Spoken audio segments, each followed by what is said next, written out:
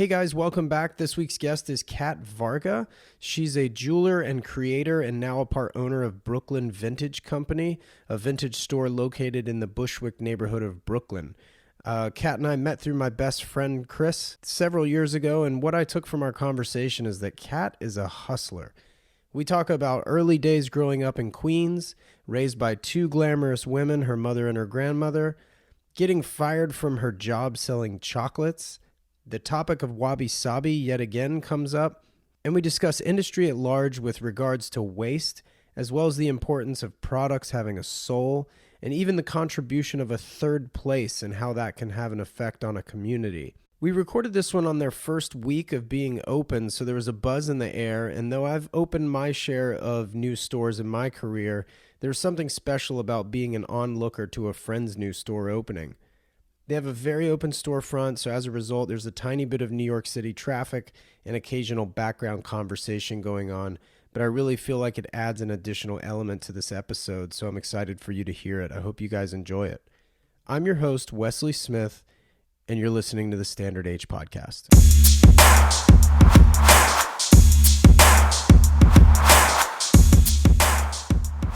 Kat Varga, welcome to the podcast. Why, thank you. Lovely to be here. Oh man, it's funny to interview a friend because sometimes it's like hard to figure out where to start other than your start. So why don't we just start there? Where did you grow up? Queens, Sunnyside, New York. I am from the sunny side of the street, so it's a cute little, very multi-culti neighborhood, very close to Manhattan. Basically nice middle working class neighborhood, Right. Very I always tell people as soon as to ask me where I grew up was that it was probably the most culturally diverse place. I mean, even if you did research now on Queens, it says it's one of the most culturally diverse places virtually in the world. Really? It's crazy. So, I mean, just literally a mix of everything. Everything. In our elementary school, they would have this it was basically like a national pride day, like come in your native dress day. And I think we represented, 50 countries. And it wasn't a large elementary school. We had everybody. And, growing up in an apartment building, they had like smells of all the different foods, of the cuisines that the families were cooking, and just around constantly. Wow. Indian and Korean, and there's Italians and Jewish and Irish. It's Greek people. It's all a whole mix. It was amazing. Wow. It was That's fun. insane. Yeah, it was good. That's very different than the area I grew up in North Carolina, which was very monochromatic. Very monochromatic, yes. To put it diplomatically. Got you. Well, that's cool. What did your parents do? My mom basically was a single mom. My parents broke up when I was pretty young, so my mom, was just working a lot, and my grandmother basically raised us.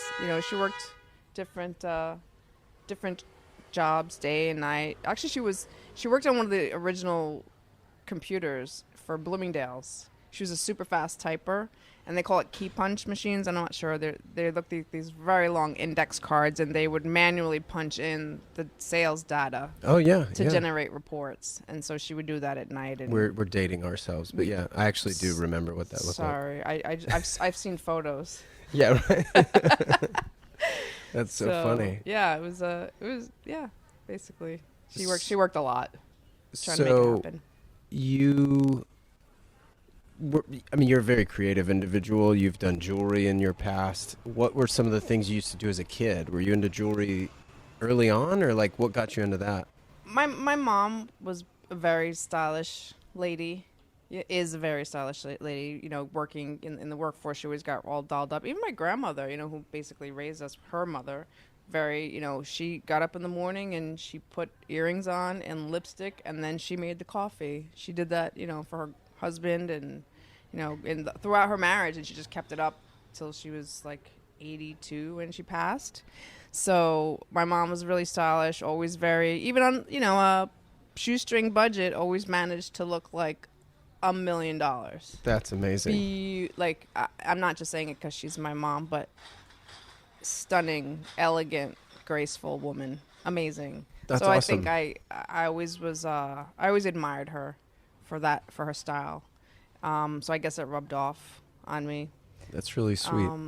Yeah, so I had odd jobs. I've worked since I was a kid, just What'd you paper do? routes Yeah? and walked all the old ladies' dogs in my apartment building and went food shopping for them and did their laundry and things So like you're that. kind of a hustler then. Oh even. man, hustle. Yeah, make it happen. I definitely, yep. And then when I got old enough to work retail, I think I've sold every product category on the planet. What were some of the early jobs? Oh my gosh, I've sold So you're talking 15 years old, 16 years old? Oh, something like yeah. that? Yeah. Where were you working then? I've been a nanny. I sold futons. I've sold chocolates.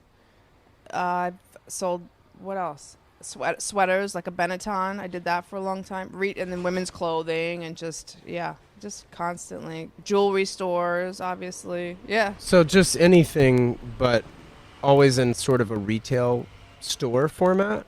Or was it out to, like, selling chocolates? Was that door to door? Or was that That in like a was- chocolate store? That was in a chocolate store. Oh, wow. So you've The always only job been- I've ever really gotten fired from. You got fired from the chocolate I got store? fired, yeah, which is amazing because it was a very small store and I was restocking the chocolate covered cherries from the bulk box that they come in to the nice display tray. Mm-hmm. And it was such a close quarters little store. I knocked the bulk box on the floor and I threw them out instead of putting them in the tray. And I got fired for that. You got fired for being sanitary. Basically. Wow. Yeah. That's amazing. Yeah. Well, Yeah. so that university, did you go to school? I went to FIT, Fashion Okay. Institute of Technology. What'd you study? I started out as a fashion buying and merchandising major. I did go to a specialized high school in New York City. If you live within the 5 boroughs, you can take a test to get into a specialized high school, so you can get a jump start on a specific course study. So I went to a marketing high school, which was just a very overview. It wasn't industry specific.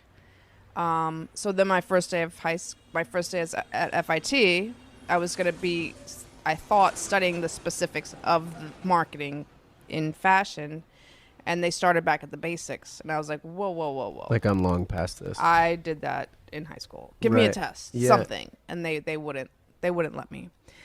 No one teaches it like we do it here at FIT. So you couldn't, like, place out like you could with, Heck like, a no. language, for example. No. You just take the Spanish test and you're on your way. Couldn't do it. So my second semester, I just took all my liberal arts and got my electives out of the way till I, was going to figure out what to do. And one of my electives I decided to take was a jewelry design course because Oh, I saw cool. pretty pictures on the hallway of the students' work. I couldn't draw a straight line. I was like, I could do that. I don't know what made me think that. So I took a jewelry design course, and then I transferred my major to jewelry the next year. It's a 2-year course. You get an Associates of Applied Science, an AAS degree. Mm-hmm. Then they have a bachelor's, and then to your master's, which they turn it into like a full-on restoration sort of curriculum. So you learn how to fix bronze statues and ceramic plates. Fantastic. In my spare time, I would love to learn how to do that. I'm a hustler. I just need to get out and get into the workforce as a jeweler. So It's almost like a micro version of, like, a fabricator, Oh yeah. Yeah. Basically. just, like, on a smaller scale. Yep. So when I was in FIT, you need to do an internship before you can graduate. And I lucked out and I was an intern at a very small jewelry studio right across the street from school. And he hired me.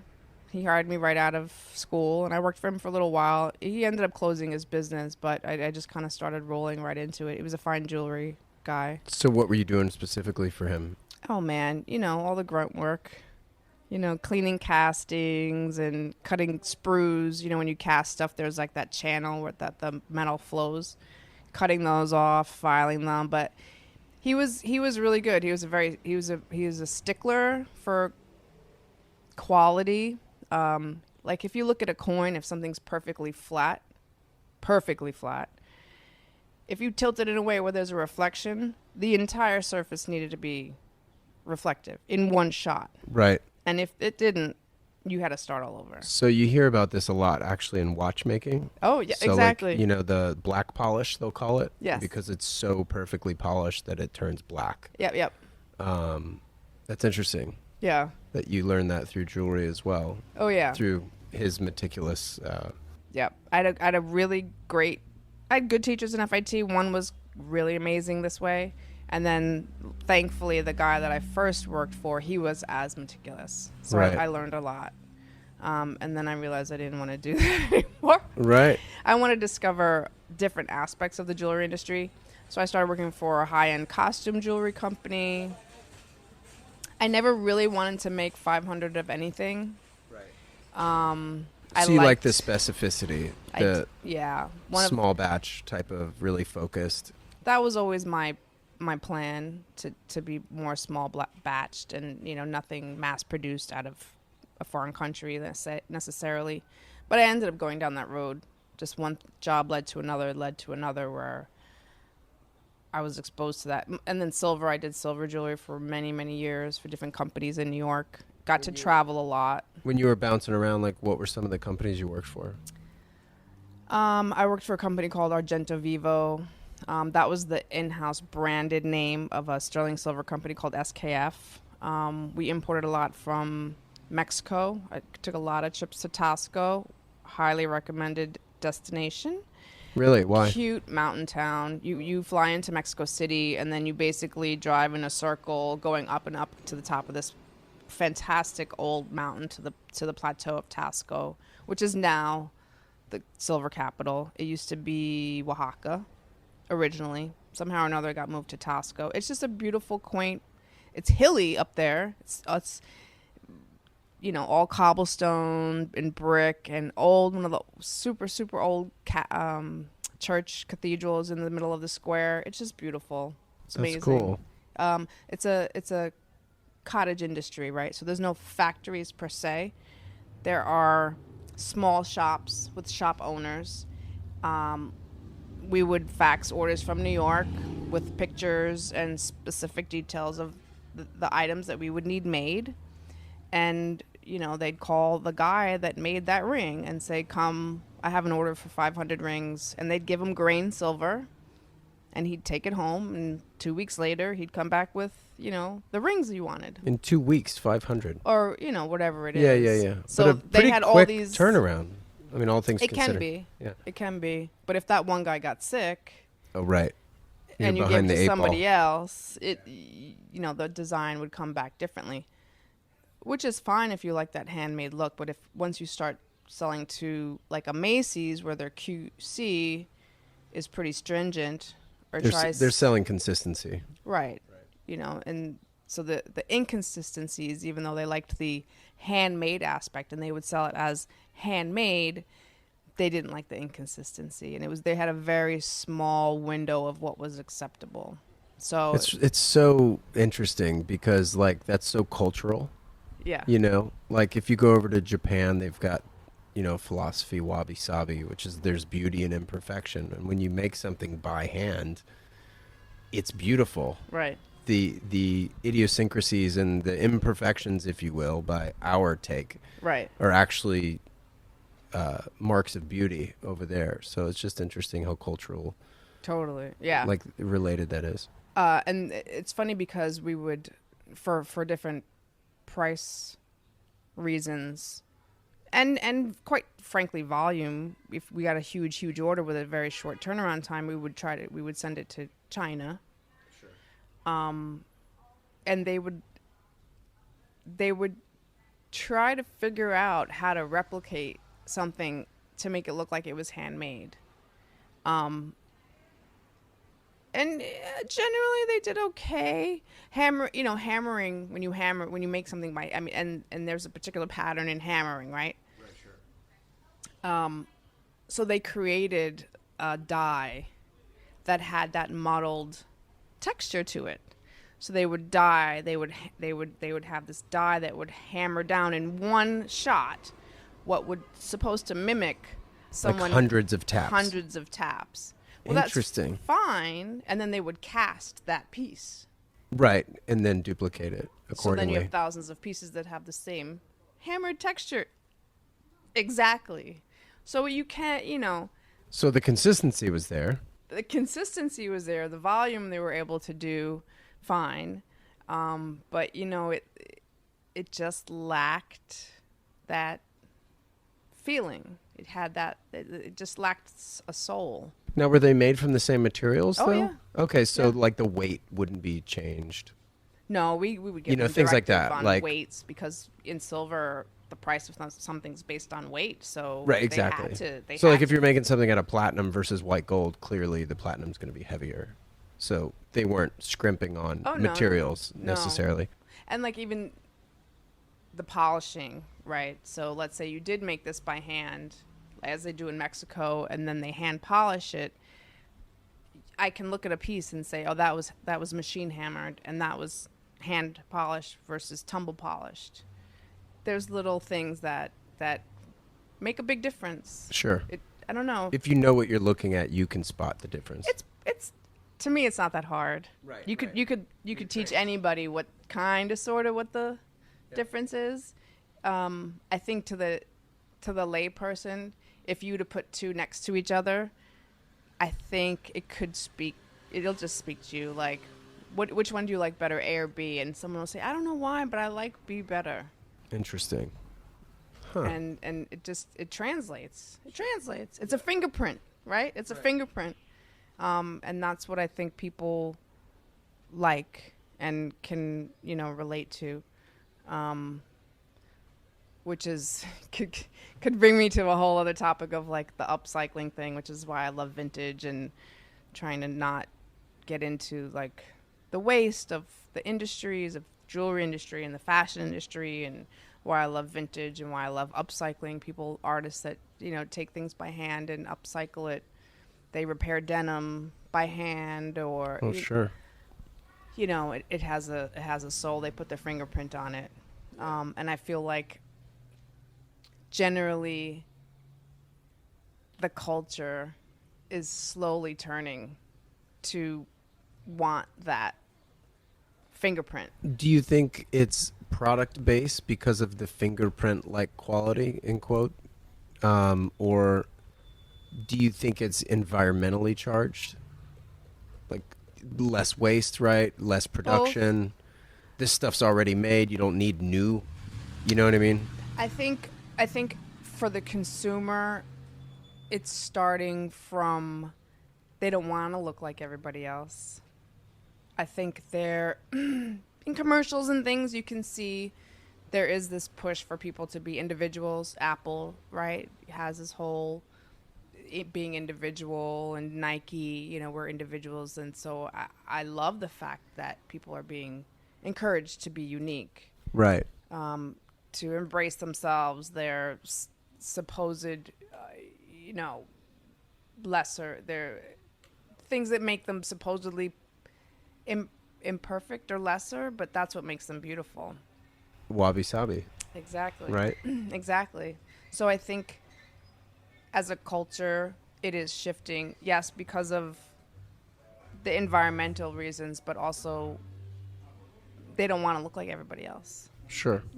Yeah. They really don't. And I do, I was reading something in a blog that I get, Business of Fashion. They write articles. Yeah. It's it's a lot of it's industry gossip. Who's in, who's out, who's head of, Raf Simons is in and out.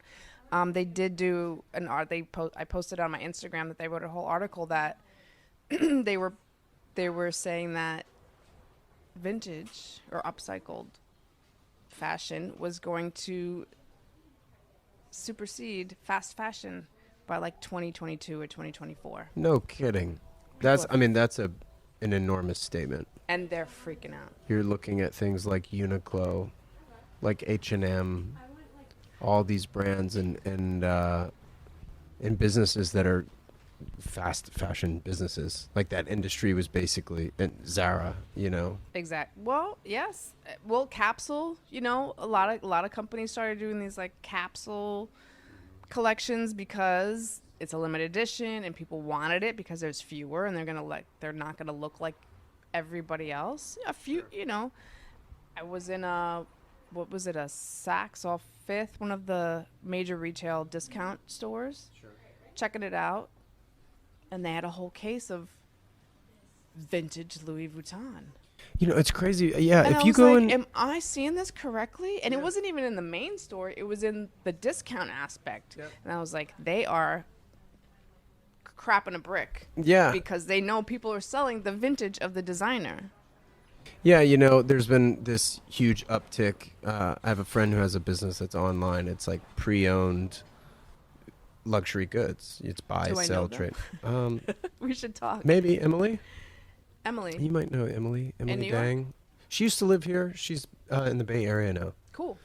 I gotta get her number. One of my dearest friends. I could Besides me. certainly introduce you guys. Of course. I'm shocked you guys don't already know each other because Emily knows my best friend Chris as well. So, which I know you through Chris. That's right. So, yeah, similar circles, but now divided by 3,000 miles. But I'll introduce you guys for sure.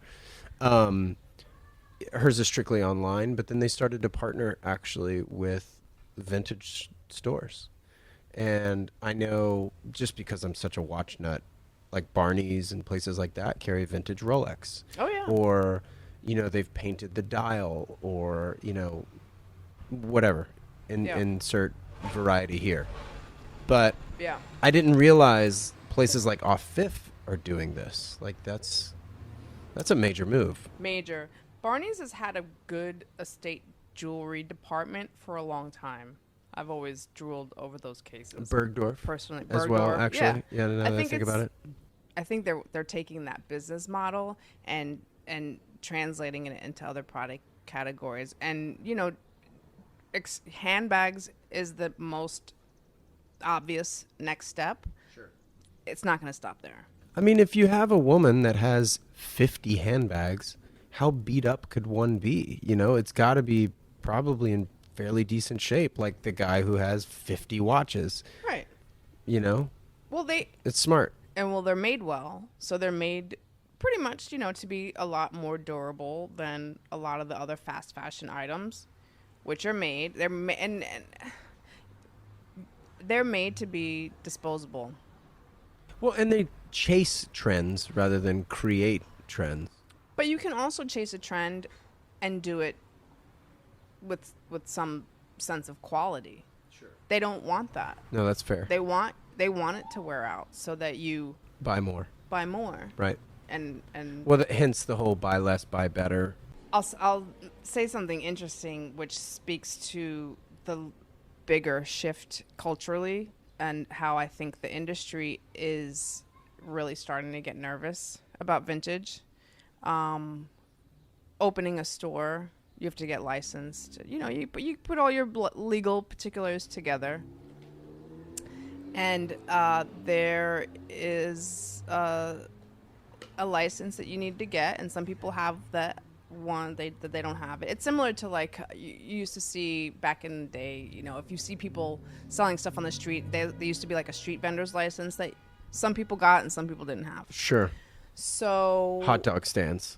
exactly, You got a street license. You need a license Yeah. for everything. Yeah. Food, So we've been hearing a lot from Brooklyn specific other vintage retail stores that they are cracking down. They are getting spot inspected, heavily fined for like the slightest of infringement. And I think I'm not a conspiracy theorist or anything, but I think that people are getting very nervous about how big vintage is getting. Corporate America in New York, let's just say. Interesting. So that's more product focused, assortment focused. So if you're carrying like a fake bag, you're saying, or No. just anything. Anything. How you're supposed to have your signage, how you're supposed to price things, what you need to write on the ticket. Like it's very, very specific. Because people are really vague on their tickets. Yeah. Is it like being cash only in a restaurant where you don't, if you're not so specific, then maybe your sales, quote unquote, weren't as high as they were? I think that they're trying. One of the things that they say in some of the guidelines that I've read is that each hang tag is supposed to say vintage. Each hang tag.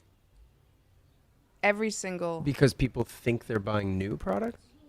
I mean, if you walk into a store that says Brooklyn Vintage, I guess you should assume that everything is vintage, and it is. Or vintage, we won't get into specifics of what's considered vintage versus antique. Sure. But this, Department of Consumer Affairs makes you supposedly have vintage on every single piece. You have a 2 millimeter little diamond stud. Yeah, how are you supposed to Where write in the that? hell Yeah. are you supposed to put that? Yeah, Well, a hang tag, I guess. Yeah, you have to. They say they're supposed to have vintage Or signs next to it or something. I don't on know. everything in your store. So anyway, like this, I'm saying you could have thousands of items in your store, and they'll come, and they're starting to crack down on finding like the smallest infringements, and then the fines are huge. Wow. Well, getting back to kind of how you made your way to today and owning Brooklyn Vintage Company. Co-owner. Co-owner, I yes. can't take all the You credit. and Michael. Right. And we have another Michael. Oh, Yeah, Mike- MCM, like mid-century modern. That's what I tell people. It's Michael Cat Michael. okay. It's easy to remember. I say I'm learning. See, I'll get there. you got it. So, We almost called the business MCM, but then we said, what if MCM that brand goes out of business yeah. and the brand, Yeah. mid-century modern or MCM bags, once they become not trendy anymore, then our name becomes very passé. But yes. So, you were doing these jewelry jobs, right? And then you ended up at AX, Yep. right? Which is how you met my best friend Chris. Yep. What were you doing for AX? Like, when did you start there? Like, how did that? Were you at another large retailer prior to that, or? I was at a big silver jewelry manufacturing job. I was basically overseeing all of the design, a lot of the production. I was also like a sales manager. Because I was designing so much private label, the clients would want to meet with me. Obviously, as a designer, I'd make things for them specifically. Ann Taylor, Macy's, Banana Republic. You run down the line. So it was a lot of sales, and it was a lot. It was a lot, and it was just 7 years, and I learned a lot. But it was a lot. It was a lot of work and very stressful. Successful. I was done. And then Stefan, my friend who I'd met in the jewelry, we were doing jewelry together. He was working for Armani Exchange doing denim.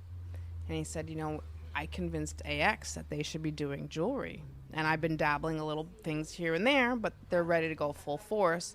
I can't do it all myself. So would you come freelance and help me slowly grow the business into like a serious product category? A category, yeah. Yeah. So I started 3 days a week, and then it was 4 days a week, and then it was 5 days a week, and it was growing, and then he left. What was I there for 7 years? So you were freelance. Does that mean you were working from your house? No, I would go on site. I was Okay, on so site. you were in the office. Yeah, I was in the office. We'd go sourcing at different showrooms and work with corresponding with China and whatever.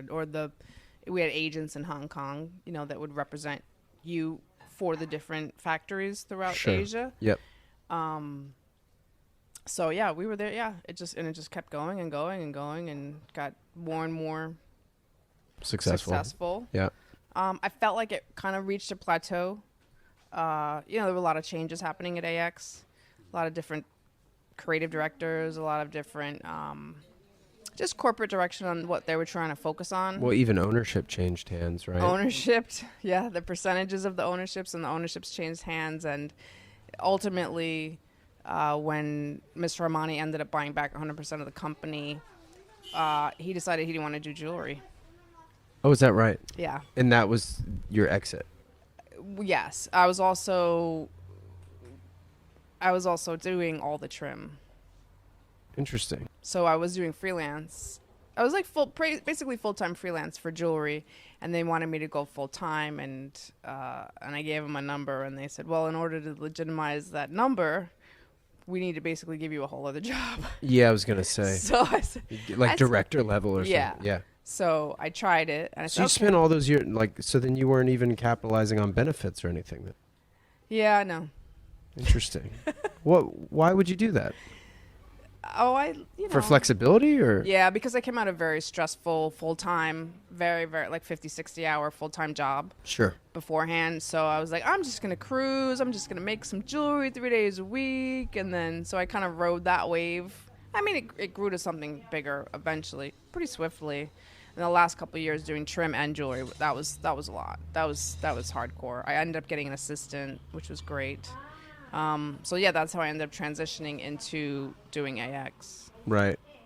Yeah, it was good. But then ultimately, they end up giving trim to someone. They actually end up moving all the trim handling to Hong Kong. So So nobody local. Nobody local. Yeah. So what year was that? When did you leave AX? I don't know, 6 years ago at this point. Has it been that long? I think so, yeah. I took a lot of time off after that, too, because it got pretty intense towards the end of that as well. It's a lot of work. I don't know why everywhere I go, get burnt out. I get a lot of work. Well, you I got a guess New York work ethic. It's pretty common, though, no? Corporately, It's people common tend in New York. Is it? I find that companies tend to give as much work as they possibly can to people with the least amount of help. Yeah. I'd say that's pretty fair to say. Economically. Especially like in a corporate setting. Oh, yeah. They want as big of a bang for their buck as they can get. Exactly. So then I was just kind of chilling out after I was kind of burned out. And, I went to Florida, hanging out with my mom, taking care of her, getting her situated. And What took her to Florida? Oh, she moved there years ago. She's just getting older. My brothers are married and have kids and stuff. And They live down there. they live up here Oh. in Jersey and Queens and stuff. And so I was So she didn't want to stay close to them? Oh, no. She hates the cold weather. Oh, so it's weather related, obviously. Because the style diva would like to wear suede mules in the snow to go to work. And she'd have her kids walk her through the snow to the bus stop to go to work in her suede mules because she had to look nice. Yeah. I'm done. She's like, I'm done with that. She's all good. She'd married a second time and she was happy. What part of Florida is she in? Naples. Oh, of course. West Coast. Of course. Yeah. Naples. Yeah. Half of Naples is New York moved south. Yeah. That's true. Oh, that's cool. Yeah. So she's down in Florida. Yeah. So I was chilling out down there. So you I was hung like, out I with gotta Mom? go. Mom needs me. That's right. What's the temperature in New York? No. I can't come home yet. Right. Right. But then when did you come back? Full time? I don't know, a couple months ago. No. I would go every year. I would go down for Christmas. And then one year I stayed 2 months. Next year I stayed 3 months.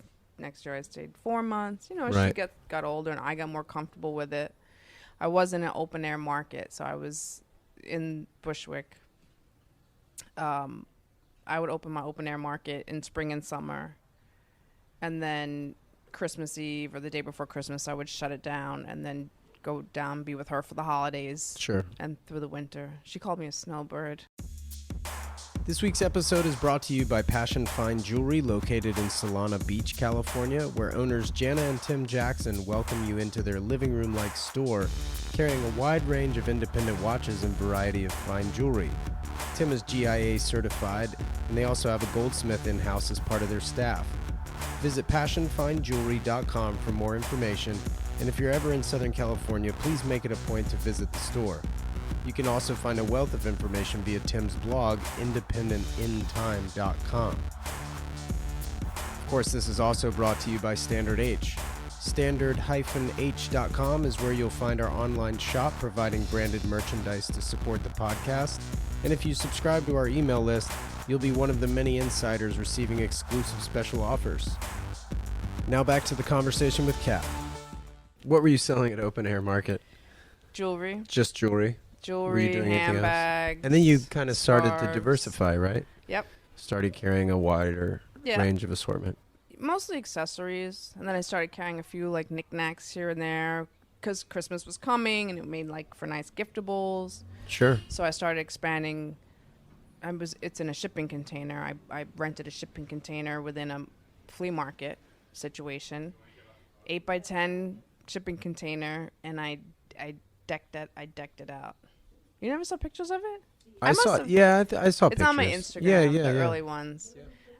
Because I didn't want to set up and be in the cold. It was still cold, but I just wanted Space to, heater. Then you had electric, obviously, right?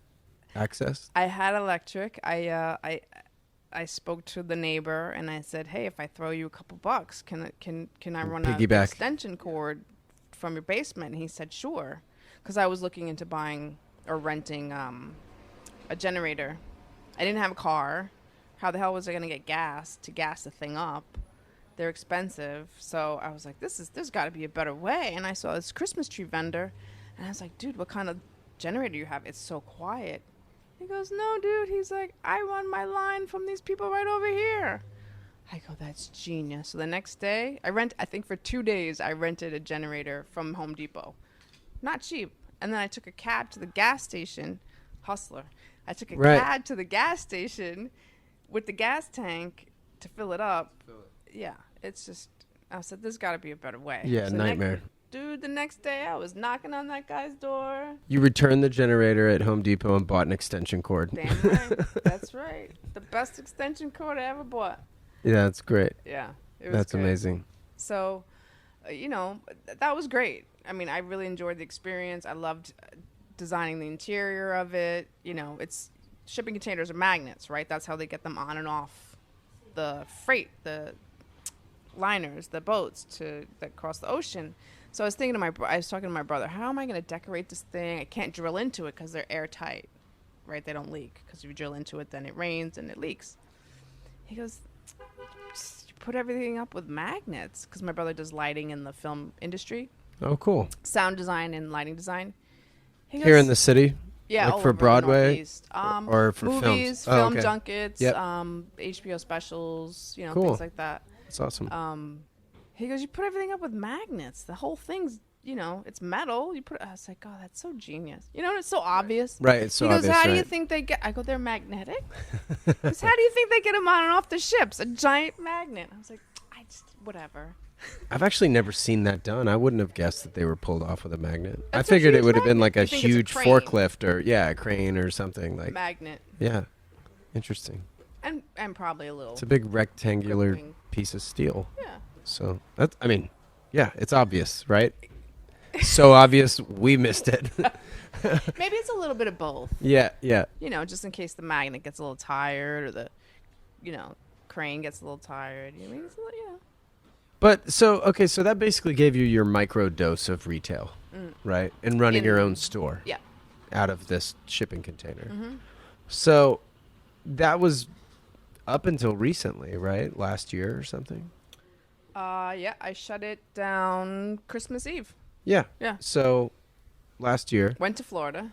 of course, Snowbird. Snowbird. And so what brought you to this space? We're obviously in Bushwick. You're on a corner of Irving and Hemrod. Yep. You're big, huge, almost like garage door type. Oh, yeah, they're two glass Facades. pane garage doors. Yep. Yeah. Mm-hmm. How did you find the space? What made you finally go over the ledge of no longer being in a shipping container? Let's like give me a lease. You know what I mean? Because that's a plunge to take, right? It is a plunge. Well, I like a working bathroom when you need one. Hey, So I was going to a lot of estate sales and tag sales, and actually my first estate sale, the year before, I came back from Florida, and I started going to estate sales in Florida. I came back to New York to buy stuff to open for spring. My first ever New York estate sale, tag sale, happened to be in the middle of where I live and where the market is to open my shipping container. I said, great, it's on the way. I didn't have a car, so I took an Uber there. And it's this amazing, cute little one room apartment. And it was of a fortune teller who had passed on. And it was it was magical. She had she custom, talk about your fingerprint. She customized everything she wore, everything that touched her, everything in her house. She had trim, and she did everything. and there was only one other person there buying things. I had a giant pile of the most amazing stuff. I grabbed every handbag. There's only one other person shopping at the sale, which is unheard of in New York, especially in Brooklyn. Sure. And it was my boyfriend Michael. We started seeing each other, so we met at a tag sale, and I told him I did this For a living. fresh, this outdoor market. Yeah. So he started coming around, let me check out your market, and we started talking, and he's a walking encyclopedia of so many different product categories. Oh, is that right? What is Michael's Genius. background? Oh, we don't have enough time. But he comes from retail, or?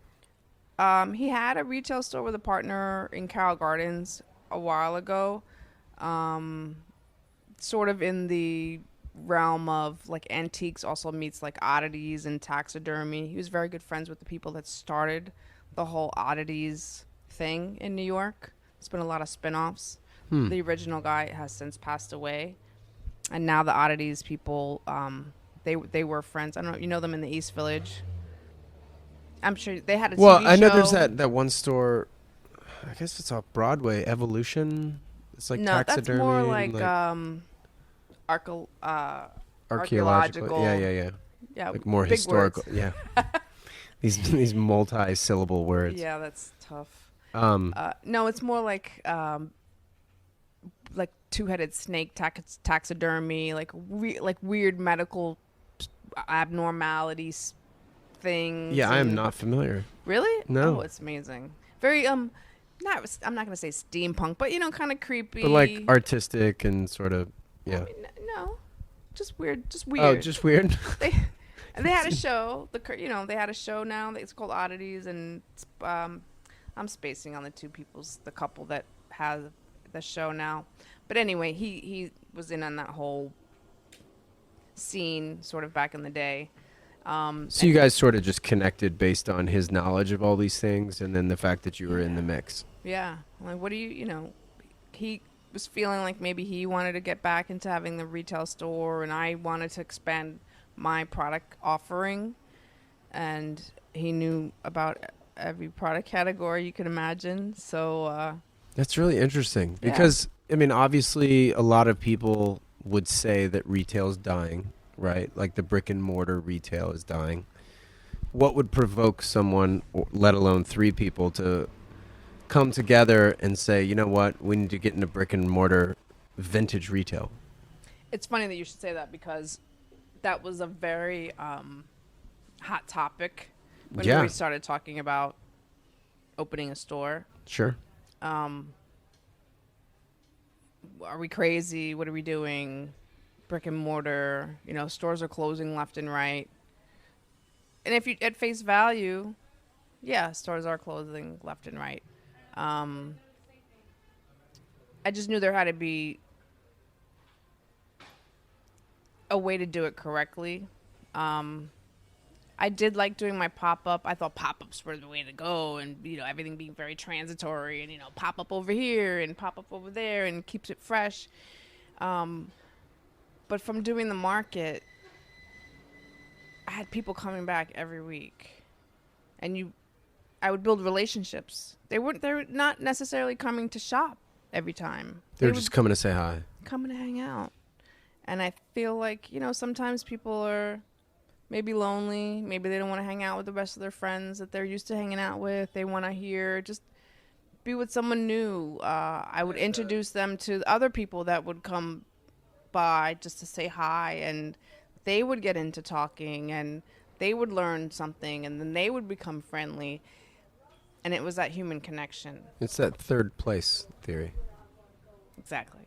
So I thought, when we do find a place that we could do a brick and mortar, we need to make it a place where people can come together. So we wanted a meeting place where people can come together and meet each other and sort of, get to know each other, network, see what's going on around town. Maybe somebody needs a job. People come in all the time looking for work, and I say, I know that the coffee place up the road is looking for help. A lot of people just move into the neighborhood. They don't know where to go to, like a good bar or the best pizza or the best Chinese food. So Right. we liked having the thought of having a place where people could come and sort of like, a communal, cool place that people could get together and meet each other. So one part sales, one part concierge Exactly. for Bushwick. Exactly. That's cool. Yeah. So how do you guys, like, how do you go about picking things? Like, what does your buy look like? Like, it's obviously not the traditional wholesale buy, where you No. go to trade shows and you do that. So, like, No, it's a absolutely completely not. different beast. So what's that like? Well, as I said, how we met one of our partners is he hosts estate sales and tag sales, and we've hosted estate and tag sales ourselves. So we would go to his sales when I was doing the market, the open air market in the container, and he would say to us, how's business, Kat? And I said, well, great. If it stopped raining or it wasn't snowing and I could open up 7 days a week, it'd be great. And he said, you should get a store. So that's how we ended up roping him in, because we were thinking about doing it ourselves just as two people. And then we were like, oh, this guy wants to have a store too. So we buy mostly from estate sales, other people's estate sales and tag sales. And then, our partner has, and we've hosted estate sales and tag sales. And we see a lot of interesting homes, hoarders houses, not hoarders houses, clean houses, very wealthy houses.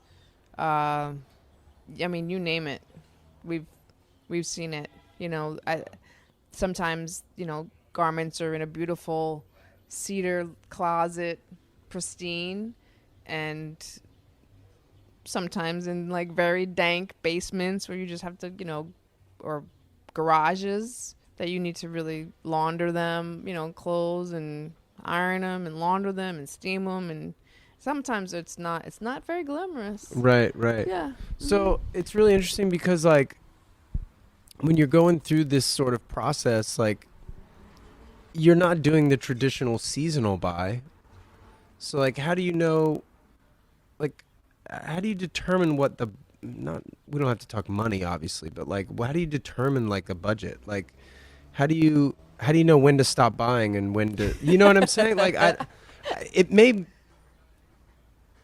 might just be a really dumb question, because you're like, well, when I run out of money, I stop buying, but on the same note, it's like, it's not the traditional buy, because opening up this, you're talking sales projections, or hopeful anyway, right? So, like, I'm just trying to wrap my head around what it's like to do like a vintage store like this. It's not knowing what you're getting into. Like, maybe there's a drought where you don't find anything you love. well, right? exactly. So It's very catch can. It can be quite organic, it's very hard to pass up on things that you see, that a lot of times you could just go by gut instinct. What you like, or also what you think, trend wise can work for people. You have storage spaces that you got to pack stuff into. You're not always going to see a pristine piece of Danish mid-century modern, credenza or a bar, so you kind of have to jump on it when you see it, right. and hope A, that you have the space for it, B, it's going to sell quickly. You could come into our store any given week and it's going to look completely different. That's kind of why we set up the store the way we did, where all along the one wall there's like the clothes, and we built this shelving unit for accessories and knickknacks and housewares. That's easy to change. But as far as the furniture and all the decor goes, we wanted to set up little vignettes. Right. We have a rattan wall unit with, glassware on it, next to a mid-century modern bar, next to, this crazy, I don't even know, psychedelic couch kind of thing. And then we have an orange couch back there. We made a little library. I like though the little vignettes, and I like that it's constantly a work in progress. Sure. It keeps it exciting for us. It keeps it exciting for the customer. So it's just how you buy is just, a lot of it's gut instinct. It's hard to walk away from when you see something that's amazing, and if you can negotiate a good price. We've been fortunate. People that we buy from, they're really excited because they've seen what we've been buying for a while, and they're like, oh, they know. Right. They see how we pick things. We won't pick things.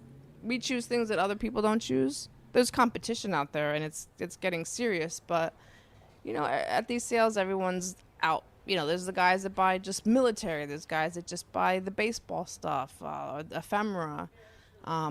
We buy a lot of different product categories, so we have an advantage because most of these people go solo, whereas Michael and I, we tag team. We look at the preview pictures, and then, all right, you go to the basement, and and I'm gonna go to the attic. Divide and conquer. We totally divide and conquer. So do you ever run into the situation where you don't want to sell it?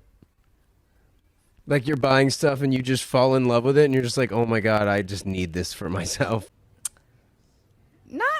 No, not really. There was only one house where this a lady, her mom had passed away, and her taste and my taste apparently were very similar. And so a lot of times I try stuff on to see how it fits. Clothing wise, obviously I try stuff on so I could tell the customer like, oh, it's kind of cut like this. Right. And everything that I tried on that belonged to this woman was my style and fit me like it was tailored for me. And I sent the lady, the daughter, pictures. And I said, oh my gosh, it's like made for me. And she was really happy. I started doing that, communicating with a lot of the family members of these houses that I go to. I'll take pictures of my customers that have the stuff on, like back when I had the container. And it would just make everyone feel happy. Like, sure. Oh, like it's found a home. Exactly. Right. Oh, was that my mom's favorite dress that she wore to this Christmas banquet or something, So it was just that one time that I wanted to keep. I have one. I kept one dress. One? Yeah, I think I'm only at one. Yeah. But most of the time, no. I'm good to, see what's next. So one thing I ask everybody is kind of like, what was sort of the hardest? What were you thinking? Right, yeah. No, but, what's been the hardest part of starting the business? The starting or being in? The starting part. Both. Literally the starting part. No, take your shot. Either one. There's just so many details that you have to oversee. You should be involved in. We weren't responsible for the renovation, but our landlord is amazing. And since we came in or kind of mid renovation, we had a lot of input. So because he allowed us to have some input, we were overseeing how things were getting done. And because, let's say, you weren't paying for it, you don't really have a lot to say. Like, okay, there's flooring. He ripped the flooring up. We thought the subfloor was going to be fine. It wasn't, so he said, go pick out some floor within reason. So I came in to see how it was coming along, and they laid the floor planks in completely the opposite direction that you were envisioning. Okay. And we needed to get the floor done so we get everything else done. So I almost lost it. But they had their reasons, the way the support beams were laid out and everything. And then stuff was scratched. I mean, just so many details that you just have to keep your eye on. It's spinning plates. Right. It's like spinning 100 plates. And a lot of stuff is beyond your control. And some stuff you just have to say, I got to let that go. Scratches in a brand new floor that there didn't need to be there. Right. But there they are. Can you lay down a whole new floor? Can you wait 2 more weeks? No. So you just kind of got to say, all right, I gotta see past. I just got to move on. I'll put a couch on top of it. Yeah.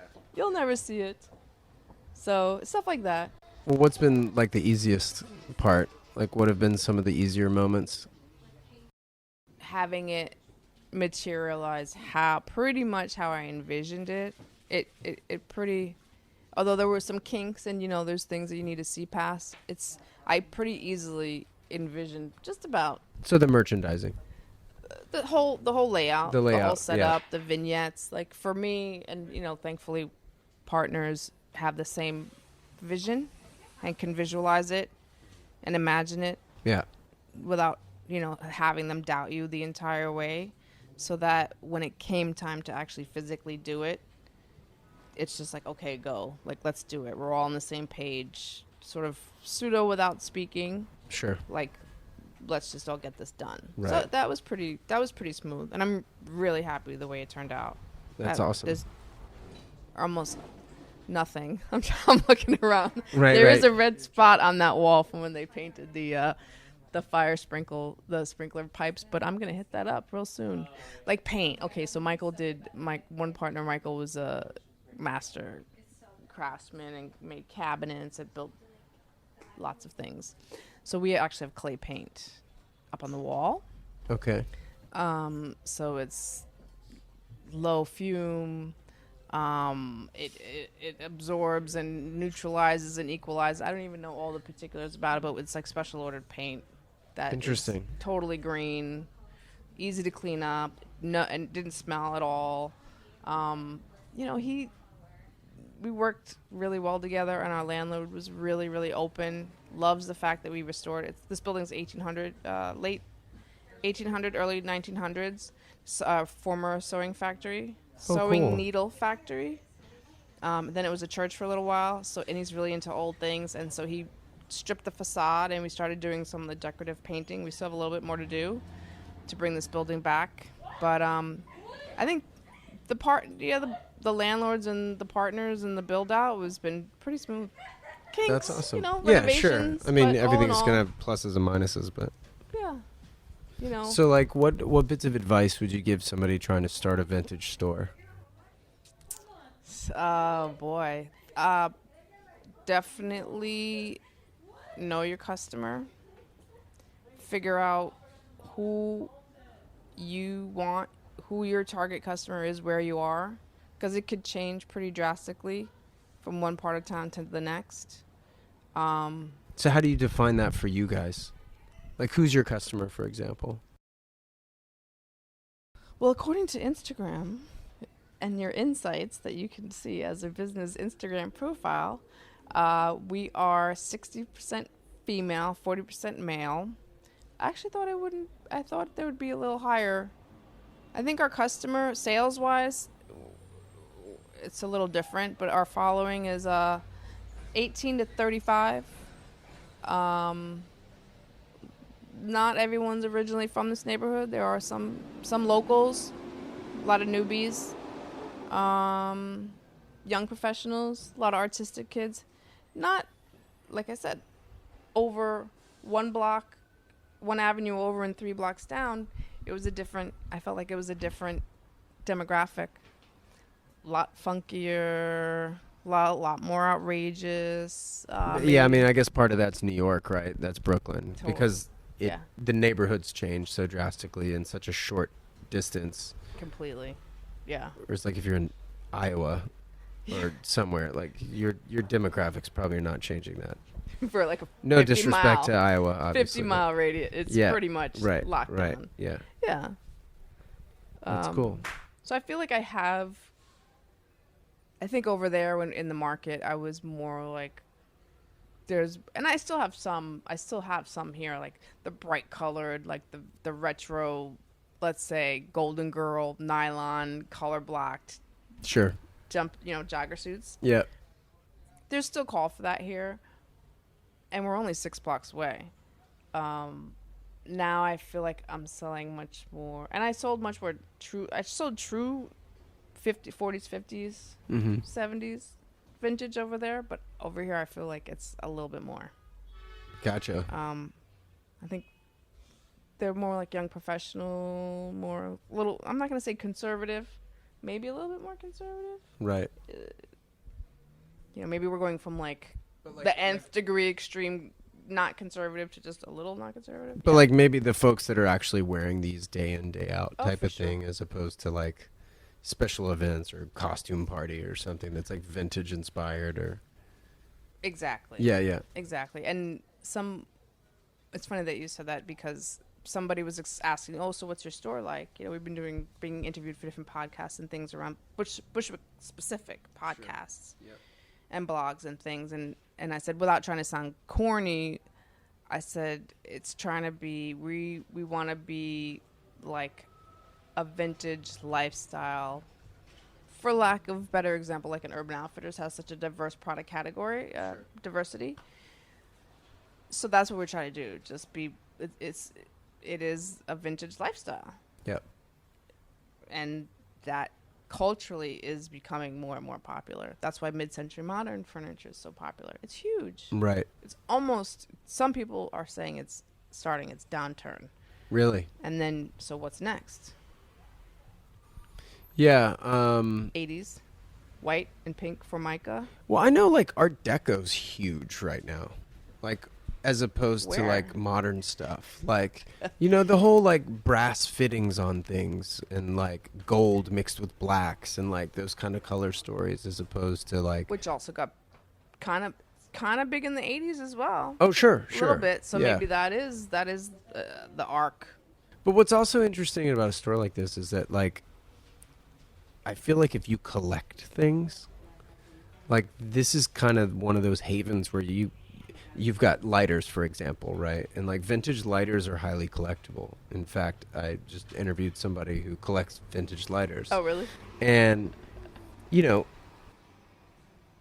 if you have the right ones, you know, somebody might not walk out with just one. They might walk out with 6. If you have the right one. So like, do you Right. collect anything yourself? Like, are you into anything specific like that?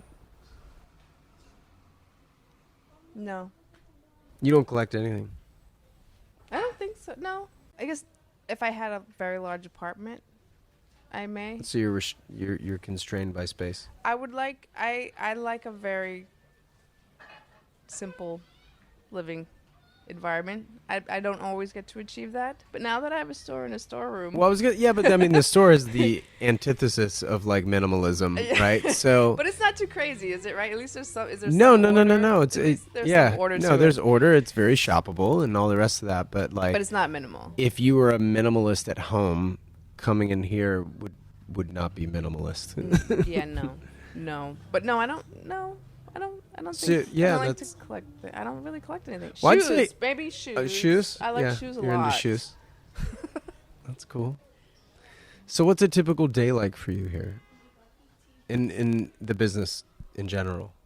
In the business in general, I mean, lately I've been putting things in terms of like before the store, pre-store opening, and store opening, which only has been, you know, a few short amount of time that we've been open. But a lot of it is still trying to make sure you have the right inventory, you know, looking around, talking to people. We went to go see a guy who he's been in the business a long time. He's antiques and vintage, and then he took it to the next level. He had so much stuff, and he would buy amazing things that he started working with, like a lot of production houses, Marvel, you know, Netflix, and he needs to get out of a 4,000 square foot warehouse, and he called us and said, "Come look at it and give us a price for everything." Wow. Yeah, that's what we said. And interestingly enough, we had met him because we had gone to an estate sale, and they had probably 25 huge pieces of taxidermy. Wow. Huge. Like rugs or No, goats. It had a whole goat, a whole white goat like on a standing? rock. Yeah, Oh my gosh. on a rock. Huge moose head. And it was in one small room. Huge. Deer, moose, the whole thing. And so we made some phone calls, and we found someone that wanted to buy it. So basically we flipped it. And this guy that has this big warehouse, he ended up buying a bunch of them. Except that lamp. We decided to keep that one lamp with the feet. Right. The hoof. Okay, gotcha. And there's another piece over there. So that's how we ended up meeting him. Like, point being is, you never know what your day is going to be like. Yeah. You could be flipping 14 pieces of taxidermy one day. You could be doing 20 pounds of laundry the next day. Hustling. We sorted through 85 garbage bags full, like contractor garbage bags full of like a buy that we did, that you just have to, you know, sort of a sight unseen. You see some preview pictures about what's in there. You name your price. You got to sort through it all. Not all of it was great. Some of it was great. Like any given day is completely different. Wow. Yeah, Well, that's got to keep it exciting, right? I love it. That's I awesome. don't monotony. Don't do it. Not my. Can't do it. Not my thing. Won't do it. Yeah, I think that's what. Even in corporate America, some certain days are more challenging than others. But generally speaking, there's the sales meeting on the Monday and the planning meeting on the Tuesday. That not for me. I can do it, but I never really liked it. Right. Yeah. Never really liked it. So well, you had enough experience doing that to know that you don't like it. I think I did my time. This is way better. So Every day is different. What's next then? What's next then? Is it just grow the business? Is it grow the assortment? Is it open a different location? Is it like what's like kind of the future goal? I wouldn't mind working with TV and production people. For like wardrobing Or set design or something. Yeah. I've been meeting people that do staging for real estate.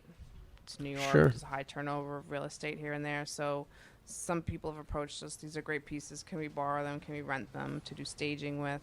Yeah. I That's outside the don't know. box. That's cool. Yeah. Maybe we open in other cities. There's one chain. I don't know how big they are, but there's this. Do you guys have it anywhere else called Flamingo Vintage? If it exists, I haven't heard of it. It's a by the pound place. Oh, okay. 1,000 plaid flannel shirts, 1,000 Black Rock t-shirt. You know what I mean? It's quantity, not I'm not gonna say it's bad quality, but it's quantity. It's by the pound. Obviously. Sure. They Yeah. Of sell it by course. the pound. Yep. And they've been placing ads all over the town. They basically give people money to start. They'll give them the inventory and they'll give them startup money to start a store in No a neighborhood. kidding. Yeah, they've been popping up all over. We could franchise. I don't mind. You never know. Franchise. I would like to support people that upcycle. Stefan, who I was working with at AX, I have some of his pieces here. He's upcycled some amazing suit vests, amazing denim. Like, he's into the whole recycling and upcycling of things too. The whole thing is we don't want stuff to end up in a landfill. Sure. This credenza could be in a landfill. These shirts and shoes could be in a landfill. Like, it just doesn't need to be. Right. So if there's people out there that are being creative and upcycling stuff to make something cool out of it and keep it out of a landfill, I'm all for it. We don't really do consignment. I just have a couple pieces of his. But I wouldn't mind expanding that business. Sure. Yeah, helping people get started being designers and creative and upcycle. Yeah, that's awesome. Yeah, Well, is there anything else you'd want to promote? What's the Instagram for you guys? It's Brooklyn Vintage Company. All spelled out. All spelled out. Does a nice couple of pictures of our beautiful facade, which is almost done being restored. We post new stuff all the time. We get called out, hold it for me, I'll be right there. So if there's anything. Now, are you guys online too then, or no? Not yet. Okay. Not yet. So that's maybe a future goal to build like kind of an online feature. Yeah, it can. We can do some e-commerce. Things move very quickly. So Instagram is so fast, and not to say that putting things online doesn't need to be a slow process necessarily. Instagram is really fast. And that's what we need to do. Our whole thing is, we're really great prices, flow through a lot of different merchandise, keep people coming back, keep it reasonably priced, and just gotta keep it moving.